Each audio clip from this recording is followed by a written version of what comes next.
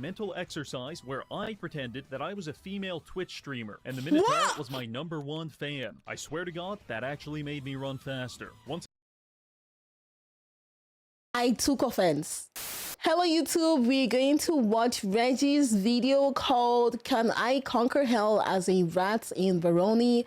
I have never watched any video from Reggie, so this is going to be my first time checking out his channel. Oh yeah, let's see.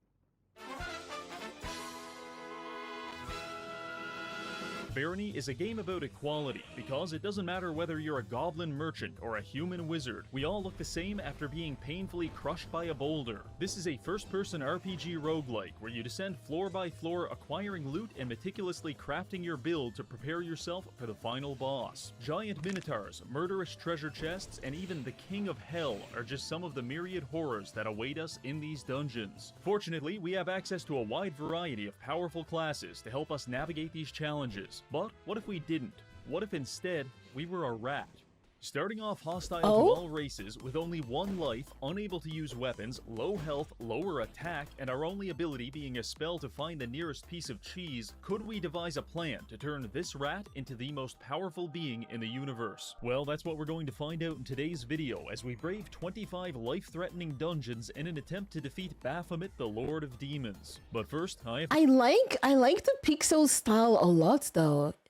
Kind of like reminds me of old Doom a bit. Looks really interesting. 11 years ago, I had a mental breakdown that culminated in me declaring war on the United States Navy. Don't really remember what caused it. There was a lot going on at the time. Ebola, didn't really like the Fantastic Four movie. Say that again? Anyway, I kidnapped a bunch of people and held them hostage in international waters. United States wasn't too happy about that, so they blew up my boat with a Tomahawk missile. Funny enough, I was the only survivor. My war against the US Navy was short-lived, but a lot of fun. And I used to miss it, until I found out about the sponsor of today's video, World of Warships. Oh now my god, it's an ad! That's a good way of going into an ad. On PC with I didn't even notice. 600 intricately modeled aircraft carriers, battleships, cruisers, and destroyers at your disposal. That's really smart, yeah. Because on an atomic level, every it's going ads, my man is I didn't even notice. Yearning to destroy Imperial Japan. I spoke with a scientist. That's not healthy. In fact, it's probably terminal. So you better hurry up and start playing. But maybe you're not interested in the historical side of things. That's no problem. Because the I recognize Reggie's voice from Maxwell. Oh, he was in Maxwell's Elden video? Like me, you can take to the high seas as a revenant of vengeance and strike terror into your enemy's hearts 1 volley at a time. So what are you waiting for? Click my link in the description to download World of Warships today and use promo code HEADLESS for 7 days premium access, 1.5 million credits, 500 doubloons. We only play War Thunder here. We only play War Thunder. Battleship. We love. Don't do it for me. Do it for your World of Warships anime waifu. Now, let's get back to the video. Before we can become the Rat Messiah and kill Satan, we have to do something even harder, beating the game normally. You see, for our rat build to work, we need access to the Vampire Shaman, which is unlocked by completing 7 different biomes and defeating the bosses Orpheus and Eridice. This was by far the longest and most excruciating part of the plan, so I'll give you the highlights. Create a Goblin Shaman. Congratulations, you are canonically illiterate. Enter the dungeon, beat several people to death with rocks. New biome, full of friendly goblins. Kill them anyway. Eat rotten food and go blind as a result. Murder an innocent man to steal his backpack. Oh my god! You are now a wanted criminal. Avoid legal persecution by using an amulet of sex change to cut off your genitals and become a legally new person. Reattach them later with another amulet. Now you've got the backpack and your dick. Next biome, populated by bug men. Become an exterminator. Recruit a psychopathic man named the Potato King. He dies almost instantly. Bully short people and get chased out of the level by their dommy mommy. First boss, turn into a troll and carefully lobotomize him with a closed fist. Successfully kill this all-powerful wizard and then promptly lose a fight against Derek the cheeseburger salesman. Oh my god, because of the pixel way of the game, I thought it was, you know, kind of like kids could play it, but I don't think that's possible.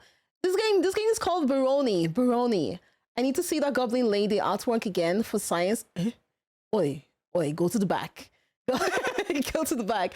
It's extremely hard. Oh. Salesman. New biome. It's full of Irish immigrants and you're starving to death. Take a moment to appreciate the gameplay of being shanked by dozens of gnomes. Then proceed to the cockatrice's lair. You should not have come to the cockatrice's lair. Final boss fight. You are not prepared. All of your teammates die within 30 seconds and you spend the next 20 minutes accidentally running into cleverly placed pools of lava. Luckily, your enemies were nice enough to put pools of water right next to the pools of lava. The fight has been going on for 30 minutes and you're about to drop dead from hunger. Gamble everything on one last attack. You get unbelievably lucky and kill the boss. Congratulations, you are now a Bayou Baron. Receive some cutscene about how you're the new king and it definitely won't turn into an evil tyrant like those last guys. Main menu. Alright, finally we've unlocked the Vampire Shaman. Now we can begin breaking the game as a rat. But first, some ground rules. The restrictions of this challenge mean that we are only allowed to interact with the outside world as a rat. However, we can interact with our inventory as a vampire. You ever seen Howie Mandel's penis? This mostly allows us to do things like equip armor, read books, and brew potions. But apart from that, it's all rat all the time. So let's get started. We begin by creating our character. Wait, so you roleplay as a rat? Because I think you mentioned at the beginning where you have to like go look for cheese and stuff like that. Neela would never be an evil tyrant. Nope, I would be a really nice tyrant. I mean, leader. And loading into the first floor. Gentlemen, I want to introduce you to rat meat. If we want this Barony little guy to kill fun, Satan, hard he's as going all to need hell to be lore. fairly high level. And the best way to achieve Oh. that is by maxing out his skills. There are 16 in total, ranging from swimming to spell casting. However, since we are a rodent, we won't be able to level up trading or any of the weapon skills, which puts us at a major disadvantage. But we are also a vampire, which gives us access to one game-breaking ability. This little fella right here. Levitate is among the cheapest spells in the game, which means spamming it is a viable way to level up your magic and casting skills. However, you will eventually run out of mana. Wait, doesn't levitate mean in English like you just float? Or does it have like another meaning in English? I'm just thinking, so you float to like increase your magic? Unless you're a shaman, because the shaman Yeah, you starts with a float? voodoo Oh, face mask, Jesus on which water, gives him yeah. +1 mana regen while Oh. shapeshifted. That doesn't sound like a lot, but it is. So by turning into a rat and casting levitate 3,000 times, we should be able to max out two of the most important skills in the game on the very first floor. Now listen, I know what you want. I understand the male fantasy. Big muscles, cool sunglasses, driving fast cars, and crashing into a retirement home at 160 kilometers an hour. Simple stuff, really. But the male fantasy does not include sitting at your desk for 2 hours and casting levitate 3,000 times. Therefore, I recommend downloading Auto Hotkey and running an automated spellcasting Oh, script. isn't that cheating? Isn't that cheating?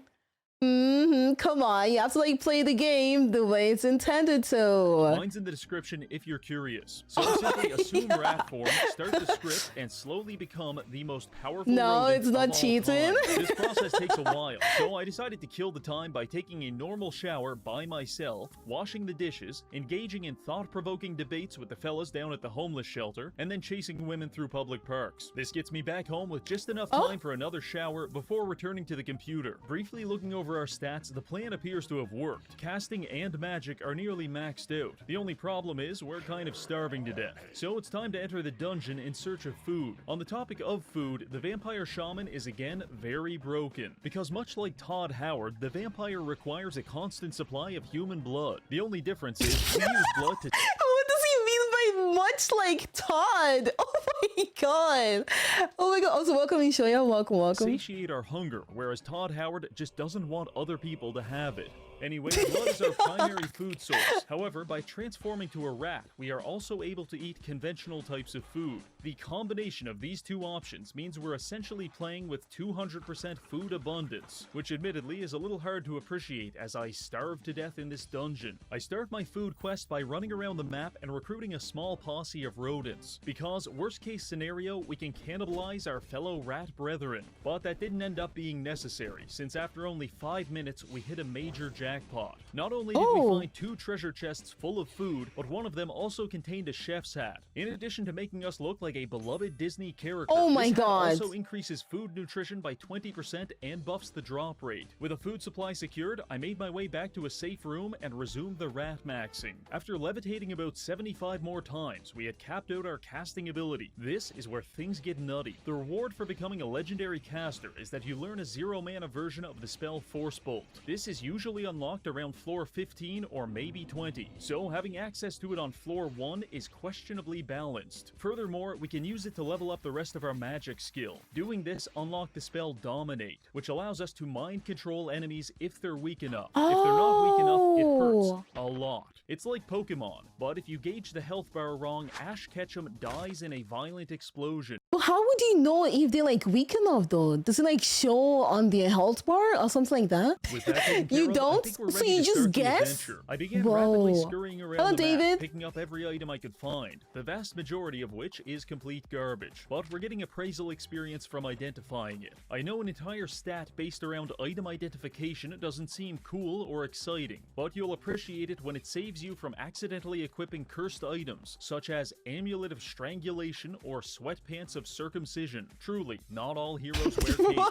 Apart from that, I also started my cult of personality by mind controlling a few people and forcing them to beat each other to death. This levels up our leadership skill, and with enough practice, we can even increase our max follower count. But for the time being, healing potions are hard to come by, so don't get too attached. After scouring the entire floor of all valuable items and signs of life, I reviewed my inventory. We've got plenty of food, a portable alchemy station, and a ring of might, which gives us a 1-pound rat enough strength to effortlessly push a 7,000-pound boulder across the map. But why do we need the boulder? Well, allow me to explain. In chapter 100 of Baki Do, Yujiro Hanma Joe Williams while maintaining his...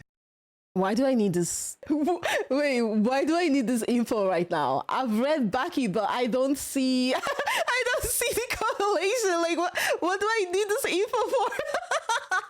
What do I need this? This is a power scaling feat that informs us how strong a character is. For example, if I could successfully beat the homosexual allegations, then internet autists would have no choice but to scale me at a multiversal level. But for right now, we're focusing on rat meat, and him pushing an entire boulder easily qualifies him as a small building level superhuman. Not bad for floor 1. Now let's head to the next level. In case you were concerned that things were getting too easy, don't worry. Floor 2 has got you covered, because this symbol right here indicates that within 5 minutes, a gigantic unstoppable minotaur is going to spawn onto the map, hunt us down, and curb stomp us back to spawn. I don't think I can handle levitating 5,000 times again, so we can't let that happen. Wait, quick question though.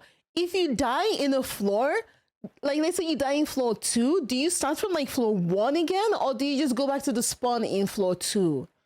Like how does that work? Searching for an escape. Fortunately, I managed to kill an Italian man. It man ends the run. Oh my god, you start from the beginning! Reveal the exit, which was when I got a new notification. The Zap Brigade has spawned into the map. I know the Zap Brigade sounds jovial and maybe even heroic, but that's just a name. It's like if the Gestapo started calling themselves the Bubblegum Army. It doesn't really make you feel any better when they're pulling your fingernails out. So the good news is, we don't have to worry about the Minotaur anymore, because the Zap Brigade has executed him by firing squad. The bad news is the Zap Brigade is a group of racial purists who spawned onto the map to perform a large-scale ethnic cleansing on anything that's not human. And my friends, we are definitely not human. 1 or 2 shots from their lightning staff and our rat is cooked. They're currently stalking their way across the map, actively looking for us. But what they don't know is I'm actively looking for them, because I want their equipment. Killing them takes forever due to their amulets of magic reflection, but slowly, over the course of 30 minutes, I used my superior rat intellect to separate them and wear them down. After cleaning off the blood stains, we've now got some high-level armor for us to proceed to the next floor. This would be floor 3, but if you enjoy psychological torment as much as I do, then I recommend flipping these levers and going to the secret level, the Gnomish Mines. My therapist keeps telling me George Droid isn't real, and he can't hurt me, but I know better. I've seen the schematics. Similarly, Barony developers will try to convince you that the Gnomish Mines aren't that bad. Oh my god! I mean, look at this well-lit room with all all kinds of golden fountains, and the exit is right there. This is terrific, but let me tell you something. They ran out of room in hell a long time ago, and now they're putting all the gnomes here. Outside of these doors is a winding maze filled to the brim with trolls, lightning staff gnomes, and ornery child miners that want nothing more than to excavate the side of your head. Around every corner, there is a 25% chance of getting smoked in the face with a lightning bolt, and there's like 600 corners, which is why I chose to mind control the gnomes and have them lead the way. After carefully and meticulously exterminating 70% of the gnome population, I had gained several levels and become relatively powerful. By using bloodletting, we can now two-shot most gnomes and farm them for vials of blood. Now, I'm not sure what's more terrifying, being stalked through a mine shaft by a bloodthirsty magical rat, or realizing it's actually just a naked man in a chef's hat. But either way, we're not here just to terrorize the gnomes. We're also here for the Sphinx's Cask, an artifact helmet of extreme... The gnomes are the most evil creatures in the game. Oh, did they do like a lot of like way more damage than the mages they showed in the beginning of the races one? The races one, lol. Did they do way more damage than that one?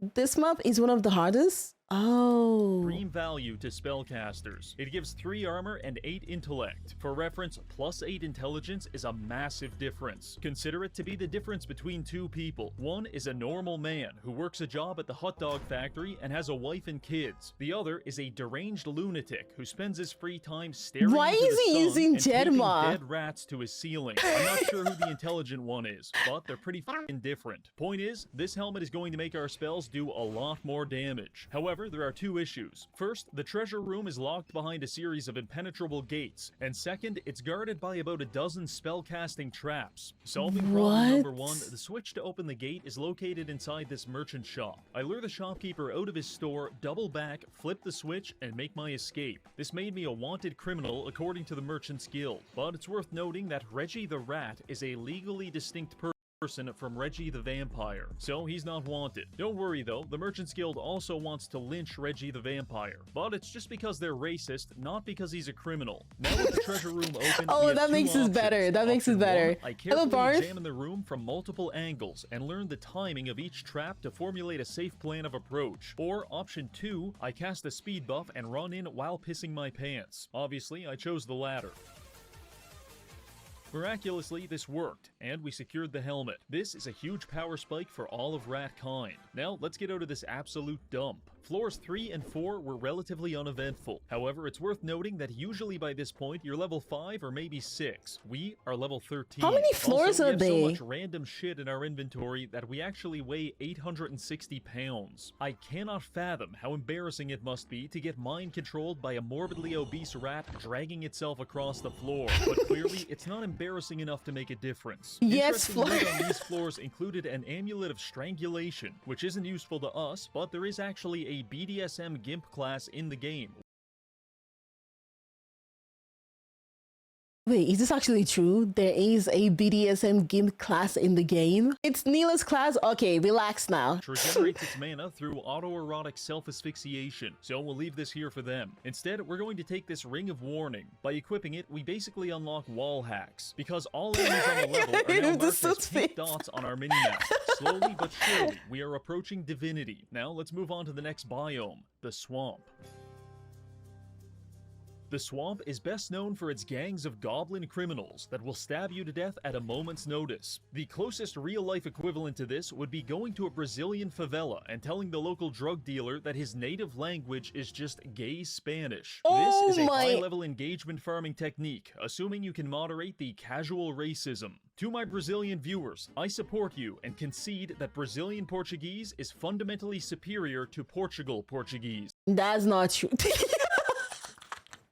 I mean, oh my god, this is going on YouTube. Together, we can defeat the colonial pig dogs. But I digress. The real value in the swamps doesn't come from chewing goblins to death with my big dumb rat teeth. It comes from this. A pool of water. On one of the earlier floors, I stole an amulet of Olympic swimming from a gnome. At the time, I just did it because the idea of a gnome swimming as fast as a shark creeped me out. But now, we can use it to our advantage. By equipping the amulet and casting a speed buff, we can blast through the water like a torpedo and power power level our swimming in the process. This process takes a while, and you have to be careful not to shapeshift to be honest, back he's into a just vampire, cheesing the because, game. and there's no good way of putting this, you will physically dissolve. Luckily, we didn't dissolve, and after 45 minutes of high-speed training, we achieved 100 swimming, which now lets us walk not only on water, but also lava. That's right, Rat Jesus is becoming a thing, and you can't stop it. My first order of business as a religious icon was to wage a holy war against the Merchants Guild. For far too long, they have persecuted us for our beliefs, and it ends here. I went to a jewelry store and lured the shopkeeper out into a wooded area, at which point I began frantically darting between the trees while blasting him with high-level magic. Over time, I was able to slowly whittle down his health bar until he was low enough for me to finish him off with my mouth. This was more painful and less homosexual than it sounds. While picking through the shopkeeper's personal effects, I came across a ring of invisibility. Oh yeah, Rat Jesus the serial killer is now invisible.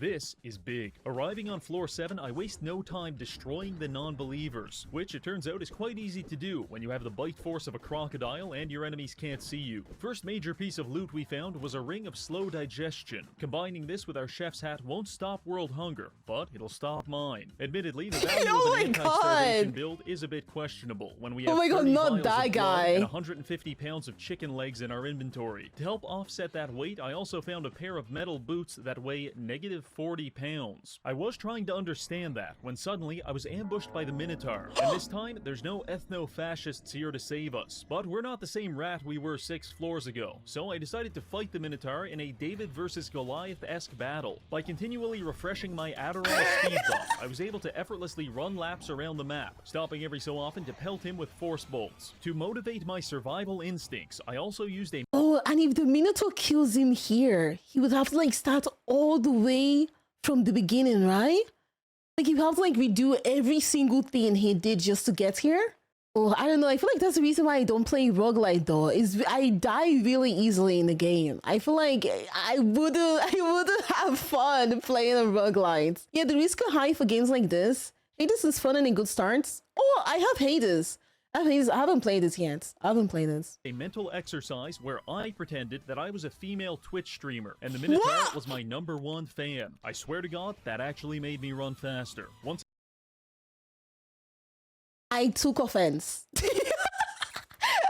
I started mixing in some slowing spells, it was all over. Little known fact here, but after killing Goliath, David chopped his head off and carried it back home. He was kind of a freak like that. Anyway, I couldn't find the Minotaur's head, so I just picked up his flawless emerald. This is very valuable, but money is a construct of the Merchants Guild, and we have no need for such vices. So I threw it into the chasm and moved on to floor 8. Seemingly not content with dying once, the Minotaur came back again on floor 8, but he did even worse this time, because me and the boys kicked the ever-living shit out of him. After that, I spent some time using my Ring of Invisibility to farm backstabs on the local NPCs, which power leveled our stealth. Once we get it maxed out, we'll be able to turn invisible even without the ring. Anyway, I ran out of people to stab, so I decided to head to the secret level, nearly getting crushed by several boulders in the process. Heading through the portal, we arrive at the haunted castle. It's just us and our goblin companion named Abdul. Abdul will not be surviving this part, because the haunted castle is like a schizophrenic homeless man on the sidewalk. Harmless when ignored, but once you interact with it, you have put everyone's life in immense danger. Luckily for us, I have a plan. I explore the outskirts of the castle, making sure to ignore the 60 tombstones all around it, before proceeding inside to find some very nice loot. These legendary boots give us a huge armor buff as well as more wall hacks. However, by touching them, I have awakened the sleeping beast. Specifically, all 60 of those tombstones out front, yeah, they just spawned super zombies and now they're coming to kill us. Rushing outside, I waste no time casting the levitate spell and walking off the edge of a cliff. As long as we can channel this, they can't get us. Furthermore, our melee range is about 10% longer than theirs, so I spent the next 30 minutes beating every single zombie to death with my bare hands, taking breaks every so often to drip feed myself YouTube slop while I regenerate mana. This power leveled our unarmed skill from 25 to 64. With all of the zombies pummeled into a puree, I went back into the castle to gather the rest of the loot. Side note here, but the castle has plumbing, which you can use to fill up glass bottles with clean water. Clean water which can then be used with your alembic to duplicate potions and level up your alchemy skill. After a bit of that, it was time to move on. Floor 9 was relatively uneventful. I spent 20 minutes harassing slime molds to max our stealth, killed another shopkeeper because I liked his fit, and then moved on to the next biome, the Sand Labyrinth.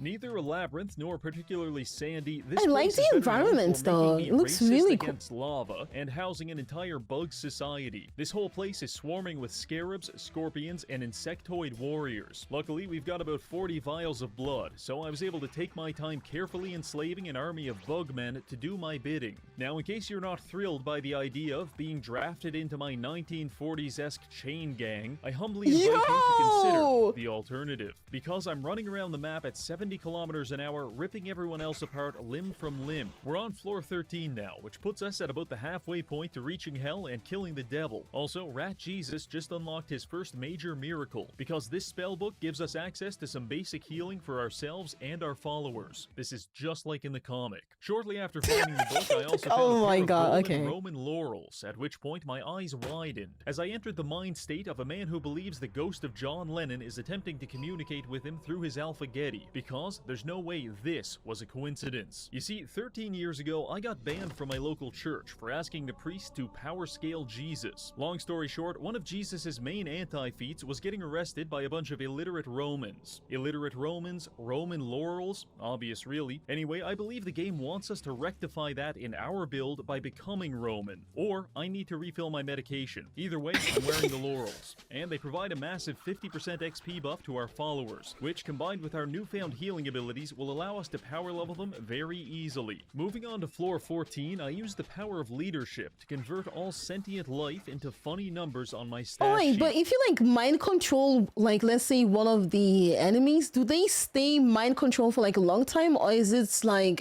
temporary? They're yours till death forever until death, I think. Oh, okay. Also, I found a very rare single-use amulet of life-saving, which allows us to resurrect ourselves if we die, thereby completing our Son of God cosplay. Now we can proceed to the next biome, the ruins. The easiest way to explain this biome is with a story. 2 years ago, I was stopped on the street by a homeless man who almost certainly had hepatitis. He looked deeply into my eyes and said the following: "I haven't achieved sexual release in 13 years, but I'm ready to now." That was the most terrified I have ever been prior to unlocking the ruins, because this entire godforsaken biome is swarming with militant gnomes that spend their entire time covering every square inch of the map with improvised traps. If you're lucky, you'll step on a bear trap or maybe an IED, but the less fortunate among us may fall victim to their rohypnol sleeping traps that quickly sedate cute. you into unconsciousness, at which point your ass may as well be a gnomish waffle head. What is this edit? You can show us, Neela. You want me to play this game and lose my mind? I don't think that would be good content. Yeah, I don't think that would be a good content, you know. 10 to 20 of them are going to pile into it and be violent. Now, I don't know about you, but compared to getting gangbanged by gnomes, the idea of catching hepatitis from a street vagrant is starting to sound pretty good. But we're here now, and that guy's probably at a psych ward, so let's just get through this. I put the boys to work thinning out the gnome population. This generally worked well, but every so often we'd have some You guys friendly want me to fire. play The issue this? with that Oh is my that friendly God. AI is programmed to hit back whoever attacked it, and the other AI is programmed to do the same. So any instance of friendly fire automatically initiates a positive feedback loop of reciprocated violence until someone is dead. Still levels up my leadership though. Anyway, not a huge fan of the ruins, so I made my way to the next secret level, the Mystic Library. This is a magical archive containing some of the strongest items in the game. Like many areas in Barony, it is also a very chill place if you're human. To everyone else, it may as well be Rwanda in 1994. That being said, we wasted no time subduing the Hutu librarians and stealing all of their relics. Mostly, it was a bunch of vaguely useful items, until I came across this chest right here. Contained within it was the final piece of our puzzle, the Vampire Doublet. This item disables passive health regeneration, but maxes mana regeneration. Combined with our Shaman Mask, we're now generating mana 1200% faster than normal, which means we don't have to settle for free force bolts anymore. Now we can start smacking our enemies enemies with such exciting spells as Invert Penis and Summon Foot Fetishist. With that, myself, Lesser Insectoid, Troll, and Felicia all proceeded to floor 17, where we were immediately mobbed by a gang of street gnomes. In this moment, I want nothing more than the sweet release of death, but I must live on. Do you guys hear what I heard? Worse. The good news is that all Wow, of this someone fighting has Mila? increased our Okay, leadership, relax. and we can now field 8 followers at a time. Battling our way to floor 18, we hear cries of anguish in the distance, which means there's either an Amazon warehouse on this level, or we're getting close to hell. After killing a few demons, my suspicions were confirmed. This is our crossroads. If we go through the normal exit, we proceed toward Baron Herx, but if we take the secret exit, we go to the underworld, which has a pleasant but surprising lack of gnomes. So you better believe I dove into this exit with the same enthusiasm as a burning man jumping into a lake of fire extinguishers. We are now in the underworld, a dark and insidious place teeming with nauseating creatures of the night. Also, it's not wheelchair accessible. In fact, it's not accessible at all. It's mostly just empty space. And since we're the only levitating rat on this team, we'll be doing Yeah, I was about to say he can like float. He has like the floating thing. It doesn't really matter that much. I flew around the first level, killing every zombie and imp I could find. At this point, we're very over-leveled and we have best-in-slot equipment, so the killing is just for fun. Eventually, I decided to head back to the exit, which actually just takes you deeper into the underworld. This is where most people go, oh no, I'm stuck in eternal damnation. How can I escape? But those people are weak-minded. Hell is stuck with us, and we're going to keep killing Hollywood elites until we get to the final boss. However, I will admit it is a bit dangerous, because on this floor you start running into shades. These ethereal entities copy your character, equipment, and skills. Except when they copied me, they didn't stay in rat form. So I had to fight a Chad version of myself wielding the legendary spear Gungnir. It sucked. After sexually dominating several clones of myself, I proceeded through this portal. Thank God, we're finally in hell. This isn't how most YouTubers end up here, but it works for me. The very first thing I did in hell was find the Minotaur and kill him all over again. You really thought you could escape me just by going to another plane of existence? You absolute buffoon. Speaking of which, I also found the Zap Brigade and engaged in a large-scale conflict with them. I've seen that movie. They actually smoked me really with a good movie, by the way. Killed me on the spot. However, our amulet of life-saving kicked in and we were resurrected to continue our holy mission. The Messiah has returned. However, that was kind of a one-time thing, so we'll have to be more careful. Anyway, I recruited several demons and we started working our way through hell floor by floor. My next near-death experience occurred when I got trapped in this courtyard with a rapidly spawning group of hostile goat men. If we weren't invisible right now, we would certainly be dead. Wasn't sure how to get out of this one, to be honest, until I realized we have max leadership, which allows us to— If you're like invisible though, and you get close to, let's say, like the enemy, wouldn't it still trigger? Like, I don't know, wouldn't they be... I know they can't see you, but I'm not sure. Wouldn't they still be able to like attack you if you get like too close? Yes, they see you if you get close. Ah, there you go. Because I know there's always like some... you know, something. Recruit goat You're men. not fully So invisible all the I time. walked up to the goats, covertly recruited them onto my team, and convinced them to kill all of their friends. From our perspective, this made perfect sense, but to everyone else, this must have appeared as some kind of mass psychotic event. After that, the only thing left was to assault the Cathedral of Sin, so we may as well min-max the rest of our stats before going in. All that was left was alchemy, so I leveled it up by opening my inventory and drinking an exciting mixture of random chemicals and vials of acid. Non-chemists will see you power leveling your alchemy by drinking VCR head cleaner and say, he can't afford water. Now prepared for our destiny, I stormed the cathedral, mind-controlled the priest, and flipped several levers to open a portal to Mega Hell. Through here is Baphomet, who will not hesitate to kill us on the spot. So I sorted out my inventory, optimized the toolbars, and then dropped 10,000 gold to make us 100 pounds lighter. It's time for rat meat to become a legend. Arriving through the portal, we are immediately greeted by several pools of lava and the King of Hell. But for some reason, our first thought is the craftsmanship on these walls is immaculate. The fight started with us getting mobbed by several demons, while Baphomet attempted pest control via fireball. We handled this part fairly well, but then he swapped to high-level boulder spam, which resulted in about 50% casualties among our followers. The good news is we were absolutely chunking him whenever he'd pop up, and our amulet was reflecting most of his spells. Eventually, myself and two of our imps cornered Baphomet and mag dumped him down to 10% health, at which point we finished him off by biting him to death.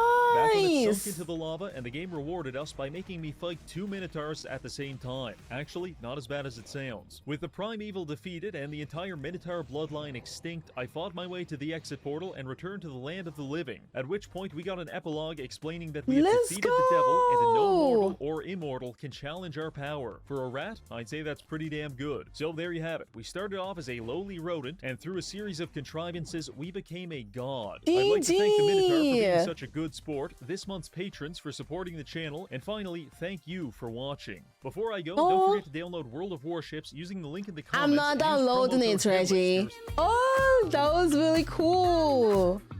That was really, really cool. Okay, that was the first time I ever heard of the game Barony. There's no way you just gifted me the game Barony. Gentlemen, are you mad?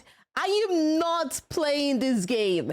No, I'm returning it. I am not playing this game. Are you insane? Do you want me to suffer? I won't even survive floor 1. I won't even survive floor 1. And you want me to play? I feel like this game would make me cry. Imagine I get to like floor 15 and I die. It's multiplayer. Oh, okay. You should have said that in the beginning. Okay, since it's multiplayer, I might play it then. Yeah, okay, that's fine. You gotta follow the same tutorial. I'm not doing the same challenge.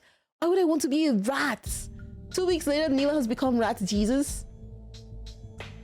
No.